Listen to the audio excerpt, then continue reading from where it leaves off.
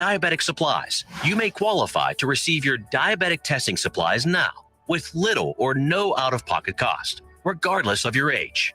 All you need is Medicare or private insurance to be potentially eligible. Call the Diabetes Solution Center right now for details. Just takes a couple of minutes.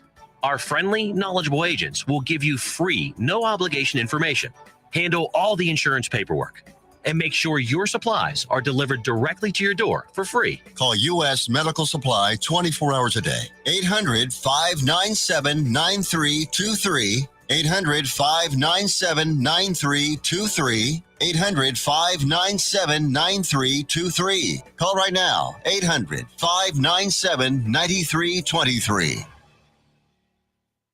Hey, Jill, congratulations on your son getting into the college of his dreams and with a full scholarship, too. Yes, we are so proud of him. You know, I have to be honest. I'm a bit worried about our daughter getting into college. It's so competitive out there, and I feel overwhelmed with where to start. I completely understand. Listen, I felt the same way, and then I met Dr. Gina of Education Prep Centers. She put a plan in place that helped our son stand out in the admissions process and that gave us a peace of mind for how to create a financial roadmap for his future. Wow, that's great. Sounds like I need to give her a call. Yes, she definitely helped our son find the perfect college, meet all his deadlines, and help us feel less anxious about the whole process. You need to reach out to her. Just check out educationprepcenters.com and set up a complimentary assessment with Dr. Gina. You'll be so glad you did. Education Prep Centers. College admissions made easy. Out-of-date carpet giving you the blues? Tired of your old dingy and broken tile? Let my friends at the Floor Store in Cleveland, Texas give your home the makeover it deserves. This is Old Taco Joe coming to you for the Floor Store. Whether it's carpet, tile, wood flooring, or real wood laminate, the Floor Store can cover all of your flooring needs. Located at 405 West Henderson Street in Cleveland, Texas, owner Brent Harris can help. Shower tile, tub surrounds, even backsplashes. Give them a call today at 817-641-9444. The Floor Store, they've got you covered. Let's be honest. Wheelchairs are heavy, bulky, and ugly. If you carry a wheelchair in your car to take care of a loved one, you know how hard it is getting that clunky, old-style wheelchair in and out of your car. Introducing the Feathershare Wheelchair. At 13 pounds, it's the world's lightest wheelchair. It folds in seconds and fits neatly in your trunk, backseat, or closet, so you can take it everywhere. And it's only available right here. Order yours today and get a free wheelchair case, a $50 value, yours free. The Featherchair. The world's lightest wheelchair is just $4.99 with easy payments as low as $16 a month. Sorry, no Medicare or insurance accepted. So call right now to order yours. 800-823-5826. 800-823-5826. 800-823-5826. That's 800-823-5826.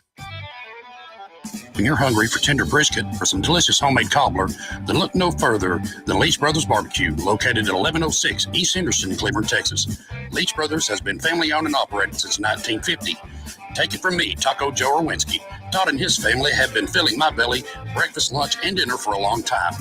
Heck, I even have my own booth, open Monday through Saturday, 6 a.m. to 7 p.m.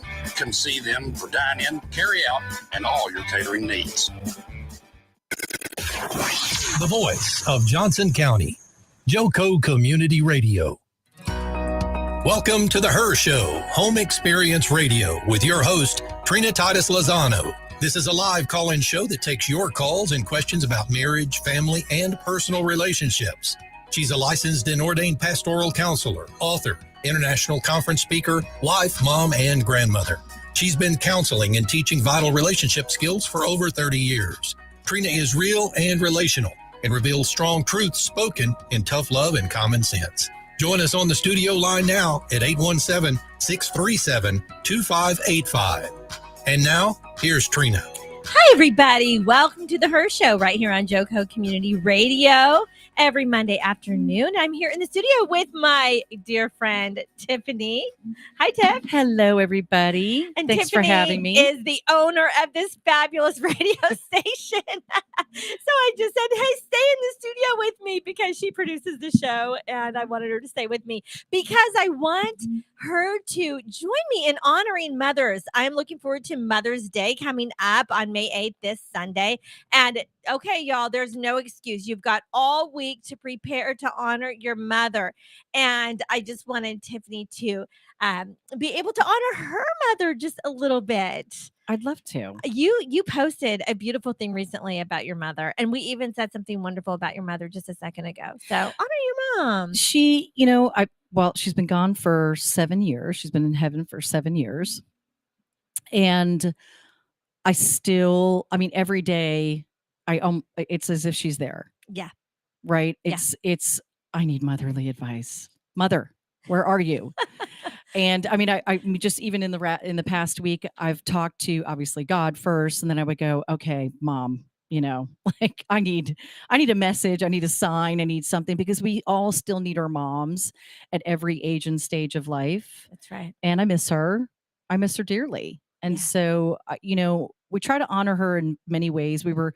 I think you're talking about the Easter post. Yeah. Is that what you're talking about? Yeah, I was.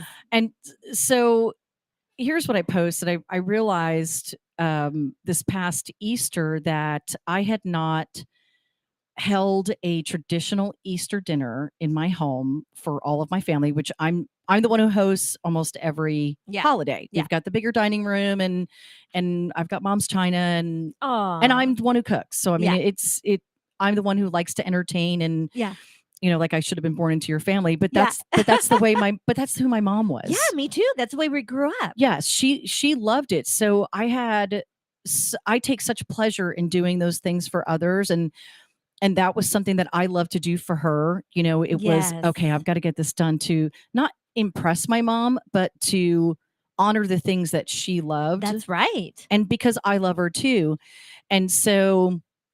I would love for her to come in for any of the holidays and go, oh, it looks so beautiful. You did something a little bit different. And she just loved it. And she loved antiques and, I've got her Christmas china. And so I realized this Easter, I was like, I haven't done this since my mom died. Oh, because that was our last Easter that I did do it. She died right before Easter. So it was March 31st, 2015. And it just dawned on me. I texted my sister and I was like, the night before I was like, we haven't done we've gone out to dinner. We've gone out to brunch after church. Yeah. That's what we've done. And I was like, we haven't had Easter dinner since Mom passed. And she goes, nope. And I was like, I didn't realize that it was such an issue. Yeah. And so I vowed that next Easter, it's coming back. We're going to go big next Easter and get back to our roots. I do every other holiday big still. Yeah. Thanksgiving, Christmas, everything. But Easter, which was her favorite, it was like it just stopped. Yeah. When she passed away. Yeah. And you just don't even think about how much that affects you when you lose a loved one, especially your mom, I think. And so that's it. Next Easter, we're going to honor her. I'm going to find a way to honor her this Sunday. And I think part of my idea in that is honoring myself. For sure. I was going to say, you know what? Your life honors her because you are living. She's living on through you. You're carrying on the family tradition. You're carrying the family values. We were talking about the family values that you learned from her, that you've taught your children, and you're carrying on her values. Her values. That honors her. It does honor her. You don't think, and honestly, I don't think people really think about that until you become a parent and you're like, I'm so sorry for, and not that I was a bad kid or anything, but there were times that I was a kid. So I mean, perspective though. Yeah. Perspective. Once you become a mother, you look back and you go, oh no. I understand now. I get it.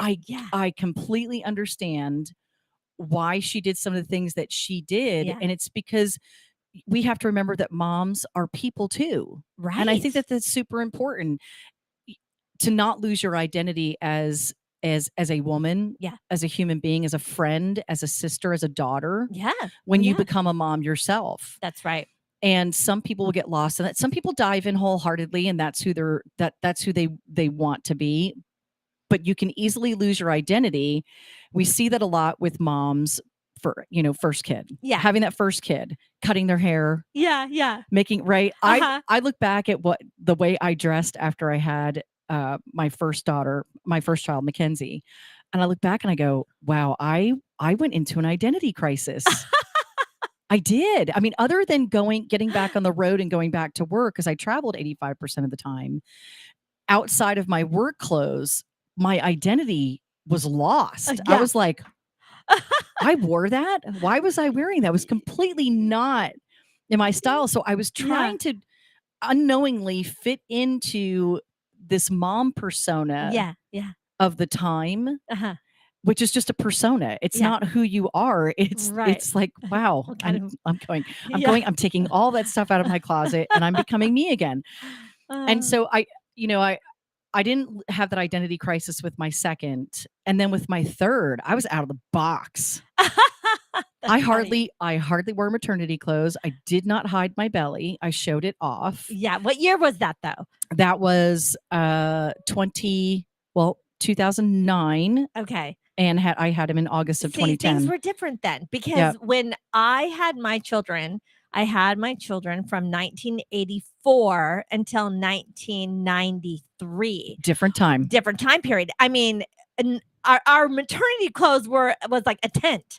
But they were beautiful. But they were pretty. Okay, I mean, I wanted to be pretty, but in fact, I wanted to wear maternity clothes. I started wearing maternity clothes way before I needed to because I wanted to look pregnant. I was that excited about becoming a mother, Mm-hmm. And my mom, who's an incredible mother, so shout out, happy early Mother's Day to you, Mom. And she was an amazing mother, but she actually sewed my maternity clothes and they were beautiful. She designed them. She's a designer. My mom made most of her clothes. So she made me beautiful maternity clothes. But it never occurred to me to wear something tight around my belly. Like that was not a thing. Right. It was about hiding it. It was about hiding it, but it was very frilly. Like we talked about the very frilly. Yeah. The prairie dresses coming back into style right now. And that was kind of it. There's one of my favorite photos, family photos, is my parents and 5 of the kids were, my eldest sister, Shanna, lived in Illinois with her mom. So we've got a little bit of a Brady Bunch family. Okay. So, and that was for my dad's first marriage. Okay. He was in Vietnam, in the Vietnam War. Yeah. And Okay. got a Dear John letter. And then so there was my brothers and my sister, my older sister, Tamara, and me were sitting below my parents who were standing up, and it's an Easter picture. And I know it's an Easter picture because it's spring in New Jersey and we're all dressed alike. Okay. So clearly. So my mom is standing up behind me and she's pregnant with one of my younger sisters. And I can't remember which one because I can't remember if there were 4 or 5 of us sitting on the grass. I'm envisioning it. But my mom was in the prettiest dress. Let me get to the point. She was in the prettiest maternity dress, and it was, kind of up to the collar, and it had a little bow tie, like a ruffle collar with a bow. Yes. Yeah. And then short sleeves, and it was, and it was just frilly, and it was a very, very soft pink, and it was beautiful. Aww. And my mom was beautiful. Yes. My mom was beautiful. I've seen pictures. So pretty. Thank you. And so I, with the times, right? Yeah. With the times. So I think in 2010, when my belly popped, I was in a different age too. Cause I was 37. I was 37. And it's different than being pregnant, 10 years earlier for the first time. Sure. And it's a different time. And it was just this whole, I had a cancer scare, and thank God it ended up not being any type of ovarian cancer. Yes. And so it was just kind of like, okay, I'm out. Like, I don't care. Yeah. And so, and I was designing my own stuff. I had just invented Tiffy sleeves. And so I'm doing all of this stuff and I'm out there. And so I'm in a more fashion daring time. Yes. and for myself. And I was like, I'm just going to let that belly, I'm going to let it show, not not skin. Yeah. But just more fitted. But more it was more yeah. fitted, and but it was still elegant, and it was still pretty. Yes. And feminine, but it was just different. Well, motherhood is so beautiful. And maybe some of my listeners saw on Facebook, but we did my daughter's baby shower. My mom hosted it, and she has this beautiful, classy way of hosting. You things. both do. And well, this is her. She used her silver and her china, and it was very classy, very, very elegant. That's my mom. Very elegant. And so she did this baby shower, and but my daughter, she is due. Well, May 15th is her due date. So she could have the baby in any day. Yeah, like every day we're ready. That's my sister's birthday. Oh, really? May 15th. Well, she hopes to go full term. So we'll see, because she's ready, and it's her 5th child. So we'll see, her 5th and last child. So we'll see. But she is just a picture of motherhood. I just saw the most beautiful picture of motherhood. So I saw a picture that you posted from the baby shower, and there was a picture of her and another pregnant girl. Yes. So is that one of her friends? That's her best friend from childhood. And they are due about a week apart. And this is so, so wonderful. So they are just so excited. The cutest. It is the cutest. Because they got their bellies facing each other. And they are doing this motherhood thing together. And Cece was the sweetest little girl. They became best friends in 5th grade. And Cece lived just around the corner from us and in Pennsylvania. And then when we moved here to Dallas, her husband was able to get transferred here to Dallas. Oh my gosh, that's crazy. They have a blended family, but this will be their 6th child and then Brittany's 5th. So these mommies here in 2022, they are carrying on some tradition from earlier time periods where they are back to having big families. And I've noticed even on Instagram, big families are getting to be a little more popular these days. And I'm very excited about that. I think that's wonderful. There are several families here in Burleson that are 7 and 8 kids. I think that's fabulous. And the only way I know is because when you're driving through school pickup and they've got their 8 kids, they've got the stickers on the back of their car. Oh yeah. Which I tell people to stop doing. It's very dangerous for your children. Oh, but that they're so proud of their kids. Yes, so they have the stickers. Well, here's the thing. And a new van. Yeah, the big one. Okay, but what a van looks like today compared to the van that I grew up in. Yeah. Is completely different. Right. I mean, they're really cool looking. They are, and they're nice. Yeah. And I'm not talking conversion vans. I'm talking, with 7 kids, and because you have a brood. Yeah. It was, just bench, right. rows of benches in that old van, and then it was the station wagon after that. Yeah. So, but they're proud of all these children, and I think that's wonderful because children are a blessing. Why would we not want more blessings? More blessings, bring them on. So this is our 12th grandchild. I think it's very excited about. I think it's really good for the kids to have multiple siblings. And I say that because I grew up in a household with 7 children, and I wouldn't change that for the world. So beautiful. See, I wouldn't change it for the world. Brother. I was a little cheated, I think. I'm sorry, but you've got friends. I've made up for it. I've made up for it. Because you have how many children? I have 4. You have 4. And I then have 3. They have reproduced very well. So 12 grandchildren so far, and my youngest still isn't even married. So we're still going strong with the grandkids. We're not done. So we've got a big family, and I find myself in the middle of 5 generations. So this Mother's Day, I'll be honoring my mother, my grandmother, who will be 100 next year. She's amazing. She'll be 100 next year. She's amazing. And, and then of course my daughters who are mothers, they'll be honoring me. I'll be honoring them. And then my mother-in-law, and then, all my kids will be honoring their in-laws. Can I just say what an honor it is to still have your grandmother? Oh, I know.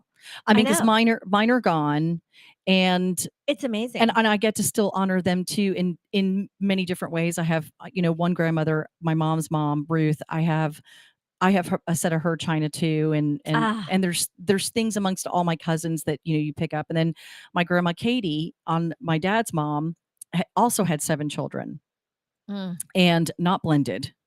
God bless her. And then lost her husband, my grandfather, when my dad was only 12, Oh my goodness. lost him in a horrific car accident. So she had all those kids on her own. She did. She raised all of them. So the baby was, I mean, a baby. My Bless Uncle her Mike. heart. Yes, and My goodness. and she was a creative, a singer and songwriter, and But you did what you have to do. yes, she did. She did it. Oh, she my did it. goodness. God bless her. She did it. That's and right. you know, her parents were there to help, and the grandparents were around. But I look at her and I go, okay. And my dad and his 6 siblings, they're amazing human beings. They're amazing Christians. There's multiple pastors. They all sing, and she did that on her own. And it really empowers you if you don't think you can make it, whether you're married or as a single mom That's today, right. look back at the generations and That's right. and look at the people who are out there, you know, especially if you're a Christian. Like, just looking, very sad news about Naomi Judd. Oh my And goodness. Tragic. It is. It's tragic. Heartbreaking. Really But heartbreaking. to listen to Ricky Skaggs talk last night Mm. During the ceremony, the induction, they went on with it, but hear him talk about faith and falling in love with Naomi and Winona as this singing duo. Yes, as a mother-daughter. Yes, but he fell in love. duo. But he said, you know, we started out praying together. Oh, Yeah, so and it was precious. beautiful. So just, you know, hearts out to them. Yes. I mean, really one of the most famous mother-daughter duos Yes. of all time. And how sad for those girls. They're going to miss their mommy so much. They are. This Mother's Day. But you know how it is? Their mom will live on through them, and they will get through it. But you're right. As we look back to generations before, in fact, my grandmother, who I quote every radio show. So hi, Grandma, because she's listening. She will be 100 next year. So she was born in 1923. So, but she said, I wanted to have a home just like the home I grew up in. Yes. Isn't that amazing? And I think as a mother, this is what we want. We want to know that our influence is so important on our children's lives. And even though they will find their own way and they will have their own path and they have their own personalities and their own independence, ultimately, eventually things will come full circle, and they will be like you. They really will be. They will be like you. They will want to be like you. Ultimately, more is caught than taught. Ultimately, your influence is very powerful. I hope so. I think anytime that my husband has talked about, well, you know, maybe we should see what the market will do with our house right now. We should sell and build on, 10 acres. Sure. And I'm going, okay. We just did renovations, but when you hear when the kids hear that, they go, "No, this is home. This is our home. This is our home." And so yes. you do like to hear that. That's right. You do love to hear that, and I think about those traditions like you were talking about. I've raised my kids to the best of my ability, the way my parents and my mother raised me. That's right. I was saying I could not imagine being a child and not wanting to please my mother. Right. And it's different today. Not with all kids. It is. But but the times are different. Yes, the times are different. Part of that there's a generation yes. that has this straight up. I mean, like we had it too. And my dad and I have talked about it because I don't get to talk to my mom about it right now, obviously. But you hear her in your head. Oh, totally do. Yeah, I totally do. Yeah, I not only do I hear her in my head, I feel her when I say certain things or I do certain things. If one of my sisters around, if my sister Tamara is around, she goes, "Oh my gosh, that was so Jane." So like mom. Yeah, she's like, "That was so Jane. That was a Jane hilarious. face." So now I catch myself. Aww. I catch myself. I can feel a facial expression and go, "Oh my gosh, I totally just look like my mother." Uh-huh. And this is and that's not a bad thing. I mean, it's really not. Times change and people change. But here's what my grandma always says, that if we want to be the kind of person that if our kids turn out just like us, that will be a wonderful thing. So there is where that gives us the incentive to be the best version of ourselves. Yes. Because they are watching us. Now they will go through their times of finding their own independence through their teenage years and even their young adult years, and even when they get married and even having their own children. They're going to find their own way and their own niche and their own independence. And actually, we come to a place in our motherhood where we are finished mothering, and we have to, because Yes. they become adults. And so they are our adult sons and daughters. I'm real careful to not say adult children, because they're not. That's an oxymoron. They're not adult right. sons and daughters. So we know that we raised them to leave. But this is the thing. And like my grandma said, that if they end up becoming the person that we are, that would be a wonderful thing. They won't be just like us. They will be a version of us, because they will be themselves, totally themselves, but we will be in them. We will be in them. And they might hate it. In fact, sometimes if they really resent their mother in the teenage years, it's usually because of the things that they are alike with you. Oh, yes. So, I mean, experience it. true. I experience yeah. it with my 18-year-old. I mean, yeah.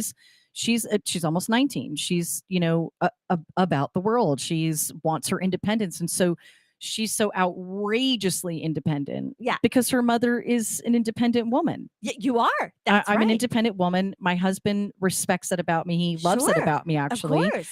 And so you're right. She has that. She has that, And so- like you. So of You're, course you're an inspiration to her. we're gonna yes, it's so great. I taught her independence. Good job, Mom. No, it really is good. I is. want her to fly in her own. It is. If That's there's right. if there's anything that I through this past year of trials and tribulations that I haven't learned from you and from other counselors that I've talked to, have really helped bring me through this past year. I'm not Yeah, kidding. that's And right. I don't want to cry, because but that's huge. If you have to have, even as a mother, it doesn't matter how good of a mother you think you are. When you hear that term that says it takes a tribe, it does. It takes not that it takes all these other people to help you raise your children. It helps to have other people in your own tribe that you can learn from. That's right. And become a better mom, or be better at decision making while your kids are going through, or while you're going through these trials and tribulations. That's And right. that's what they are. And it's a period of it's a moment in time. And it's a process, because Yes. in every season of a child's life, their infancy through toddler, through elementary, and then junior high and high school, and their teen years, and then their young adult years, you've got to have, as a mom, a support system. And hopefully you do have the legacy of being able to look to your grandmother and your great grandmother, in my case, and your own mother, and you can do what they did, and that will help you navigate. But in addition to that, having good counseling. And I love all of my listeners, and I'm so grateful for you to join the show today. Be sure, if you have a question, call in. I'm happy to help you today. If you have a question about your mothering or your own experience, 817-637-2585. I'm happy to help, because, I've raised 4 children. I am finished raising them. And even though in my head so often I feel like they're still kids, I have to remind myself, okay, they are not. They have their own children now, But they will always be my sons and daughters, and I will always be their mom.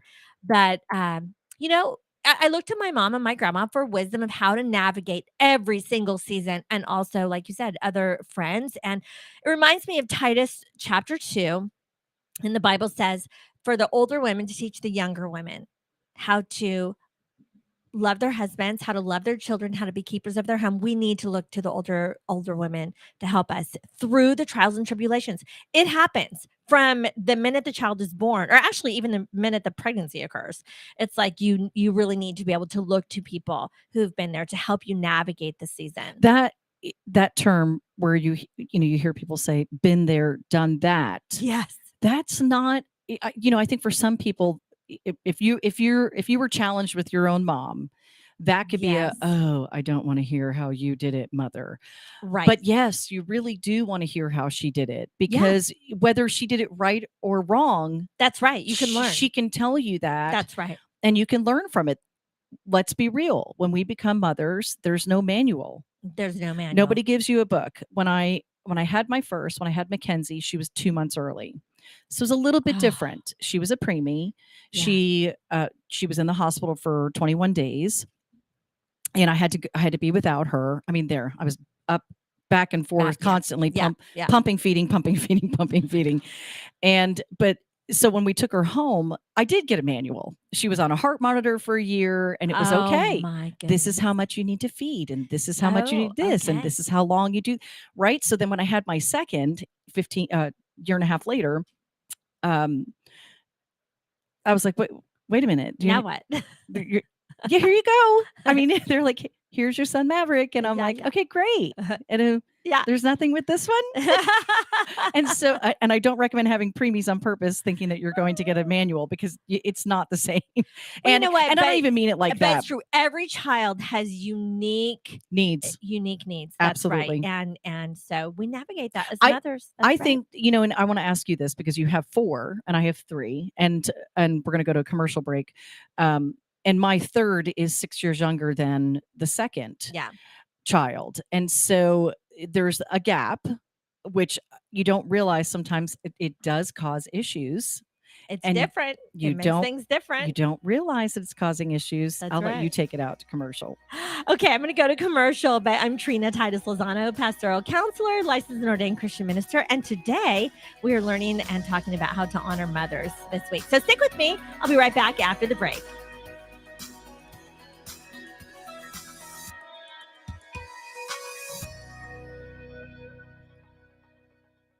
Wilfred Brimley for Loafing Dog. I'm Wilfred Brimley for Loafing Dog. You know, when I get the hankering for a hot dog, I go to Cleveland, Texas. Just a couple blocks off the square, they got Loafing Dog. They got the Neely Dog, the Mary Sunshine Dog, the Casey Dog, and the Shirley Dog. Why, they even got the Pacer Dog, the Brooklyn Dog, and the Jim Dog. Can't forget the Shane Dog, or the Joy Dog, and the Monty Dog. I like that fool. The Nakia Dog and the Braxton Dog round things off. Why, they even got a kids menu too. Loafing Dog, 208 East Chambers Street, Cleveland, Texas.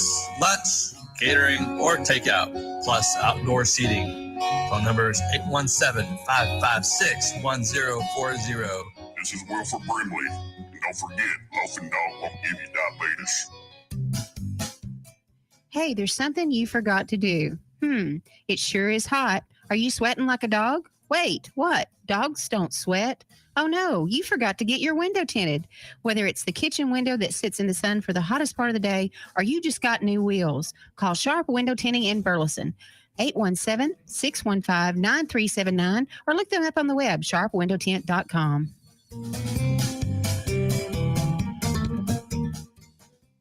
Fast Track Student Loans can get your student loans out of default, stop any wage garnishments, stop collection calls, and stop seizure of your tax refund. Give yourself a break. Stop the stress and get your student loan payments down to as little as $25 a month based on what you can afford to pay. 800-709-4395, 800-709-4395, 800-709-4395, 800-709-4395. You're listening to Joco Community Radio. Welcome back. Joco Community Radio is proud to be the voice of Johnson County, Texas, and is live 365 on the TuneIn Radio Network. To listen or watch, simply go to tuneinjoco.com to choose where and how. The Joco Community Radio app is now available for free on Android and Apple devices, so simply search your store. Check out our lineup and more on jococommunityradio.com. This episode and more brought to you by Patriot Claims, making your insurance work for you. So reach out to Texas sales rep Nona Reed at 844-TEXT-TAIL, 844-839-4245, 844-39-4245. And today on the Her Show, we are talking about mothers because Mother's Day is coming up on Sunday, and we need a little bit of time to prepare. And I wanted to choose this topic for today. Number one, I love motherhood. This is one of my favorite things about my life. I always wanted to be a mother. I have embraced motherhood, and I love being a grandmother at this season in my life. And I still love being a mother to my adult sons and daughters with 4 kids and 12 grandchildren. It is such a pleasure to be a mother. But the reason why I really wanted to focus is because, no matter who your mom is or isn't or never will be, it is your responsibility to honor your mother. I posted on Facebook today, make your life a grudge-free zone. Build a bridge and get over it. When I was reading Matthew McConaughey's Green Lights book last year, he talks about how there was a big rift between he and his mom for 7 years. I mean, and he was mad at her. And he just went on with his life.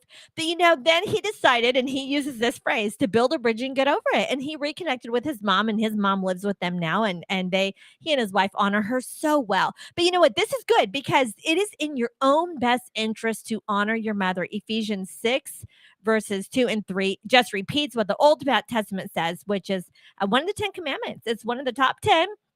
Honor your father and mother, which is the first commandment with the promise that it may be well with you and you may live long on the earth. Listen, if you want things to go well with you and you want a long life, honor your mother. This is critical. Now, remember, this is not a statement about her. This is a statement about you. This is you. You choose to be a person who is honoring. Okay, so no matter what they do or don't do, this is about you. I choose to be a person who honors. So I choose to be a person who lifts up, who gives honor to my mother. So for Mother's Day, yeah, that's going to include a card and a gift and a visit. And I've got some tips here of how to honor your mother. But first and foremost, love her unconditionally. Like, seriously, think about all the good things about your mom, because it is so easy to think about the things that you don't like about her or the things that annoy you. But you want to think about what you actually do really like about her, and then tell her. Okay, so there's one tip on how to honor your mom this year. Also, another way, be affectionate. Mommies love it for you to give them hugs and kisses and to just say hello and goodbye when you enter into their presence, to give them honor, to give them a kiss on the cheek, to give them a pat on the back. They would love for you to be affectionate with them. So no matter how old you are, it's a natural thing when you're a baby. You want your mommy to hold you. But as you get older and independent, it's easy to forget how much it means to your mom if you offer her affection. Another one, love her by being sympathetic. Look, she's had a hard life too. Okay, you know about all the hardships you've been through.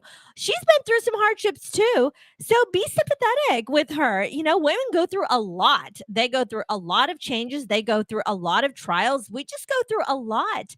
But we really can use your compassion. We can use your sympathy and your empathy. We would love for you to connect with us, knowing that you see what we're going through. My mom's going through cancer right now, Tiffany.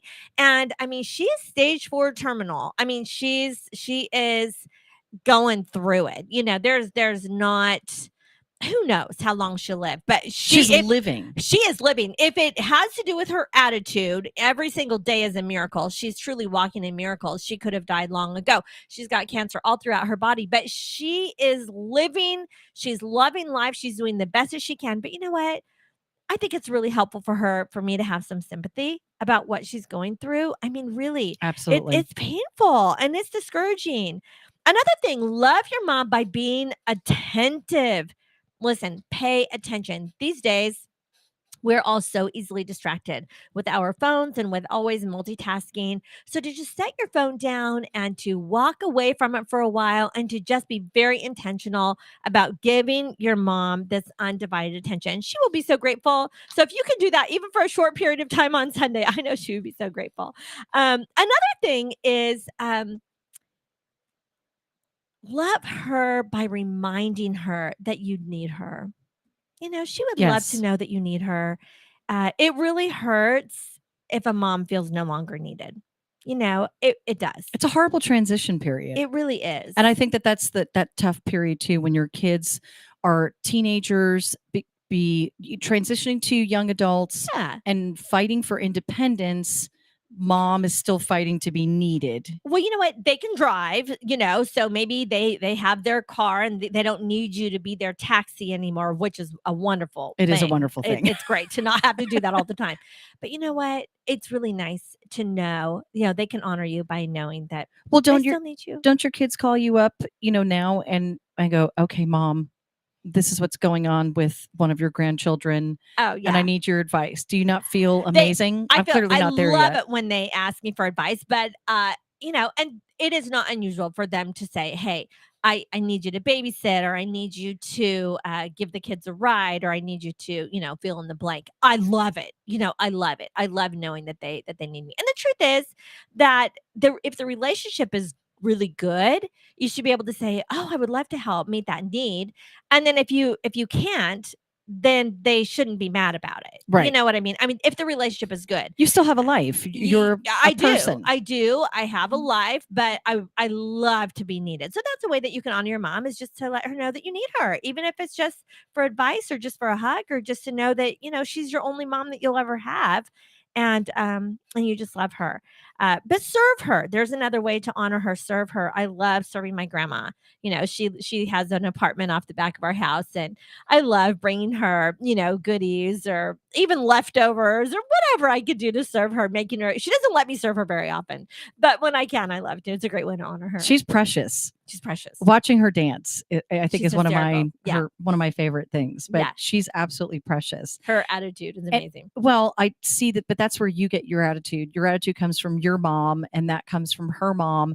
And it's such an amazing, you all have an amazing outlook on life. Like I look at your mom, she's stunning. First of all, she really is. She really is. And, but what a treasure it is to see someone who is suffering. She is suffering, but she gets up, she puts her makeup on. I know. She gets dressed. Classy. And that to me is it, it's that song, Miranda Lambert song, put on your makeup, wash that face, get the mascara out of your eyes. I understand you're upset. You've been crying all night, but it's go time. It's the next day. That's right. Wash your face and get going. I can't think of the words right now. But it's true. And just biblically, the Bible says that God's mercies are new every morning. And no matter what we go through as either a mother or a daughter, every day is a new day, because it's a struggle. Life is not easy, and it doesn't have to be easy, but we can stay positive through any situation. And there's a beautiful poem that's old. It's very old, but my mom quotes it all the time. And she says, the hand that rocks the cradle is the hand that rules the world. It's truth. It's true. The power of motherhood. And so we're looking forward to honoring mothers. It's the truth. I mean, first of all, we give life. Thanks to God. That's right. And second of all, we're raising future leaders. That's we're raising the future. Period. That's right. And so raise them up to love God is our, that's just the number one thing. That's the right. number one thing. And I, even last night, I think about putting my 11-year-old to bed. Aww. And he'll still ask me to lay with him and that's so for a while. sweet. Sometimes, not all the time, but sometimes it. he does. And I'm like, yeah. Yeah, because this time is short. He's your baby. But we pray together, and I was talking about the sermons yesterday. And prayer, and one of them was praying right. And I'm telling him, there's no perfection in prayer. There is no expectation of you to have this pre-planned thing out. You can just say, God, Father, Jesus, these are things I need or want. And really, he already knows what's in your head. Sure. And so he's asking me questions. I'm like, you understand, right? This is just a conversation as if he's sitting on the bed with you. That's right. Like I am. Yeah. And so that's powerful moments. So raise them up to pray. And it is mothers that pass down faith like that. Yes. It is. And fathers do as well from their example, but most of the time it's your mommy that is tucking you in at night, that is praying with you, that is really nurturing your faith. And don't be afraid to take that role. I think it's very there's important. such a misconception in some households who are raised a certain way that the father, the man of the house, was to be the spiritual leader of the home, and that the mothers have so much influence Yes. though, with the spirituality. Absolutely. So much. I think that a spiritual leader in the home is based on which of the parents, if not together, is stronger in that realm. In my house, it is me. And the thing about it is that whoever's with the child, and most of the time the mother is the primary caretaker. And it's just, and that is, even when we have some co-parenting and men are very involved, more than ever, I think that a good husband, my son-in-law is so involved in taking care of my daughter, his wife, and the children. They really do it together. But she really is the primary caretaker because he's being the primary breadwinner. And so he is at work and she's being the primary caretaker. So this is so critical and this is the beauty of motherhood, but this is her instinct. She wants to be the primary caretaker, and it's very critical that whoever's with the child passes on that faith. I have a parenting series that I actually have been getting great feedback on, and it's called the ABCs of Parenting, and anybody can look it up, and it's an online course that's available through kingdomglobal.com. And I just got feedback this week. I was so happy. It's been a while since I had gotten a good review or any review at all on it, and got some feedback. And she just said that she really loved it. So so go on kingdomglobal.com and get that ABCs of Parenting online course. But anyway, I have B is for believe. And I just say that it's so important as a mother that you do pass on your faith, that you believe that your faith is, okay, I believe that God is who he says he is. He can do what he says he can do. I am who he says I am, and I can do all things through Christ who gives me strength. God's word is alive and active in me, and I'm believing God. And then we pass that belief down to our children. And it's in the store on kingdomglobal.com, the ABCs of Parenting online course. But anyway, it is a beautiful thing to pass down to your children. And this is not shoving your faith down their throat. It is not like that. It is giving them the tools to know that you are not afraid. You believe, God is real. God created them in your womb. That's Psalm 139. And that God has a plan for their life. And so therefore you're not afraid. And it's very critical that you raise your children without a spirit of fear, because you have a spirit of faith. And this is what passes down that courage that will ultimately give them the courage to rule the world, if that's what they're called to do. And it's critical right now. When you say this is a critical time for leading your children through faith and not fear of illness, fear of COVID, fear of the end of the world, or fear of Jesus coming again. There's so many different things that are talked about so openly on social media that in fact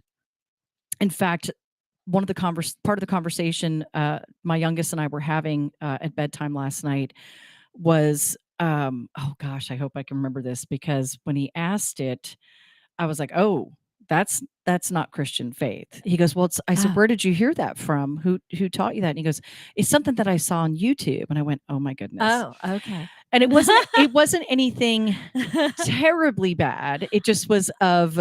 I was just not. Yeah. It was of a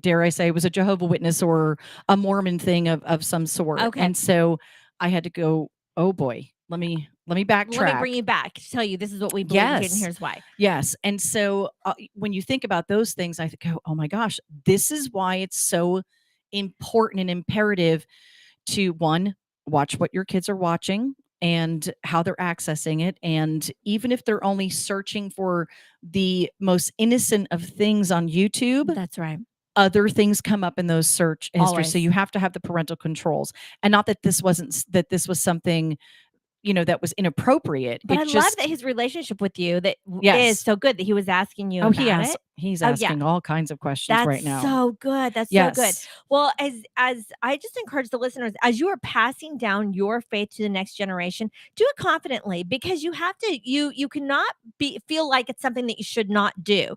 It is your place to do this. And in scripture. In the scripture, I was reading about the 10 Commandments and honoring your father and mother, and the thing about it is, it says that for 1,000 generations will be blessings to those who love him and keep his commands. So for 1,000 generations, see, these principles of honoring the Lord, of honoring your father and mother, just to use one of the 10 Commandments, just honoring your father and mother. This has to be passed down from generation to generation to generation. Otherwise, the people don't know what they're not told. Right. They don't know unless you tell them. And it's the same that we have to honor our Father in heaven. That's right. That's right. It's that same thing. And it was just, in one of the sermons that was talking about prayer yesterday, he said, and he was talking about the Our Father, the prayer of the Our Father, Okay, which is yeah. a guide Sure. on how to pray. Yeah, the Lord's how Prayer. to pray properly. Yeah. And, he goes, and it starts out with Father. That's right. And he said, and it was great that he said this, because he goes, now listen, I do understand that in this time that some of you have father issues. Huge So father wounds. it makes it difficult for you at to least start half of our that way. population Yes. have father wounds. At least half of our Yes. population. And he talked about that. Yeah. And I went, oh my gosh, how prevalent is that to hear that? Okay, if you have a problem with that word, Yeah. because of your wounds, start out with Lord. That's right. Or God, however you need to, but know that you're talking to your Father in heaven. That's right.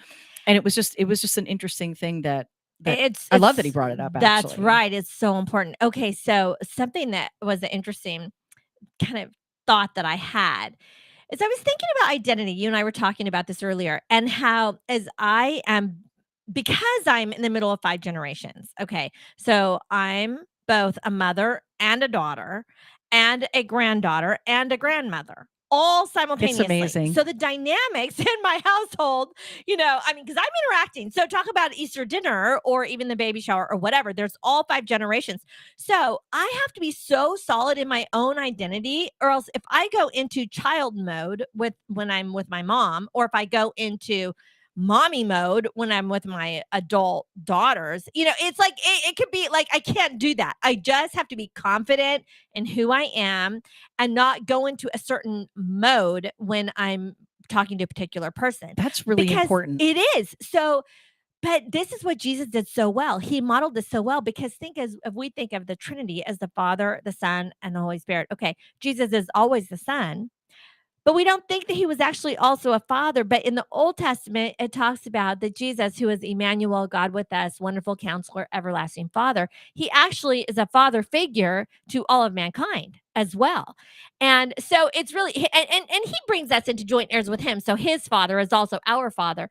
But we have to always have this beautiful balance of understanding the beauty of womanhood, that we are both a mother and a daughter. And so as we're celebrating this Sunday, we're honoring our mothers, and we're also receiving graciously others honoring us. How do you or have you ever experienced being part of this 5 generational spread of being grandma, mom, daughter, granddaughter? When you are all together, do you ever have challenges where your mom, grandma, wants to step in to be the authority? Yes. Yeah. Yes. How do you balance that? Well, I think we each understand authority. We were taught authority. And in fact, in my parenting series, I start off with A is for authority. So we all understand that we have an authority in a certain situation, but in another situation, we don't. So, if we're all at my home, I have an authority over my household, over the atmosphere of my household. Okay. But if my grown daughters are there, then they have an authority over their children. I'm not the authority of their children unless they're not there. So there's an understanding of everybody's authority, and then we don't really cross that line. However, there is such a respect, just that my grandma is the matriarch in our family, that if there, and I think it's another thing of honoring your mother, if there are certain things, and there are, that both my grandma and my mom don't like, we really honor them by not trampling over their values. So their values, which could have something to do with politics or acceptable language or stances on drinking or smoking or even movies or anything like that, there it could be a variety of issues, but everybody honors the values that we were raised with. So in a family gathering, when we're all together, even though my children might have a different stance on either politics or say drinking or things like that, they're not going to make that an issue in the presence of my mom and dad and my grandma, who would have another stance, because we all honor each other's values. And so that is all part of honoring, and we won't I love trample that. over each other's values, and we don't trample over each other's authority. Now, You know? how do you deal with the challenges when you have that respect for a mother-in-law, but the authority it's different when it's when you're the mom, and then Yeah. it's your mother-in-law. Right. You still want to honor and respect her, but how do you handle, or have you ever had to handle a mother-in-law situation where the mother-in-law wanted to be the authoritarian over your children when you are there to be mom? Yeah. Well, you know what? It's a beautiful thing to even report that I've actually never, ever, ever, ever, ever did my mother-in-law do that. Never. She's like a true angel on earth. So I never had that issue with her. However, I know other people have. But as a mother-in-law myself, I have had to be very cautious to not do that with my grandchildren, because there's times that you really feel like you want to, because you do have more experience, Absolutely. you do have more experience, so you want to just sort of put your opinion out there. But if there's a listener that happens to have that particular issue, and a mother-in-law is really imposing their views, or even your own mother or your grandmother is imposing their views or their values on you, you just very confidently listen and respectfully listen. But then you don't have to obey them, because you're not their child anymore. You can just honor them, but honoring and obeying is not the same thing. And I think it's really important to know the difference, because once you are grown, then you don't need to obey your mom or your mother-in-law anymore. That is a really so you still honor them, but you don't obey. That's important to separate those two Very things. important. Yeah. I mean, really, if there's a difference Really. between obey and honoring. Obviously, that doesn't fall into play when we're talking about God the Father. There's Right. obedience, and it honors the Lord to be obedient Right. to Him. Right. But whenever you're talking about dynamics in between families, once children are grown and they become adults, they're no longer required biblically or to obey you. To obey you. And in fact, they shouldn't. Especially once they're married, the scripture is very clear that we should leave our father and mother and cleave to our spouse. So your children actually become your extended family, actually, because they make their own family. That completely makes sense. When in your household, when did you respect or start to honor your children as a mom? When did you start to recognize them as adults? Did you recognize them in that manner in the legal term of adulthood, as in turning 18? Yes. You're legal now, you're an adult? Yes and no. It depends, because you've got 18 and 21 in America. These are two sort of benchmarks. So as a parent, you need to make that your benchmark, that by the time your child is 18, but specifically when they're 21 or graduated from college, depending on what you can do and what you choose to do, what you and your husband choose to do. But you need to make it your benchmark that you have let them go. In other words, they're not financially dependent on you, and you've already taught them everything they need to know to be fully independent. So you use that as a benchmark, that you've taught them everything that they need to know. Therefore, you are able to release them to be their own people into the world. But if you haven't let go, then they are still dependent on you. So in order for your adult son and daughter to actually be an adult, they have to be completely financially independent, 100% independent from you. Like you're not paying for anything and they do not rely on you for anything. And once they accept that full responsibility, then you have finished parenting them. Then your relationship with them needs to transition to something more of a friendship, but they should always honor you. And if you honor your mother and father, they'll see that. They will see that. And eventually they will honor you, especially if you've trained them to honor you. Eventually they will honor you. Even if they go through a period of rebellion, they'll come full circle and they'll come back and start honoring you again. Sometimes you have to wait for it, but it'll happen. Yeah, I'm waiting. Yeah. Only on the teenagers. And and it's okay. And I get it. I mean, and you're mature. You could do that. I mean, I look back, with 7 of us, we were all in different, stages. I mean, I'm about to turn 49 and my eldest sister is 10 years older than me. Yeah. And so, oh my gosh. I know. Well, we could talk. We could keep talking, girl. You take us out. You take us out. No, I want to hear the whole story, but I guess we'll have to do it another time. But I love you, Tip. Thank you for giving me an opportunity to be on your radio. Thanks for letting me be here with you today. I love your radio station. I love JoCo. So I just we love you. I encourage everyone to continue to tune into JoCo Community Radio. I'm here with you every Monday afternoon at 2:00 Texas time, Central Standard Time. And I want to encourage you today, honor your mothers this Sunday. And for all of you who are already mothers, happy Mother's Day. Hugs and high fives. Happy Mother's Day. Happy Mother's Day to you.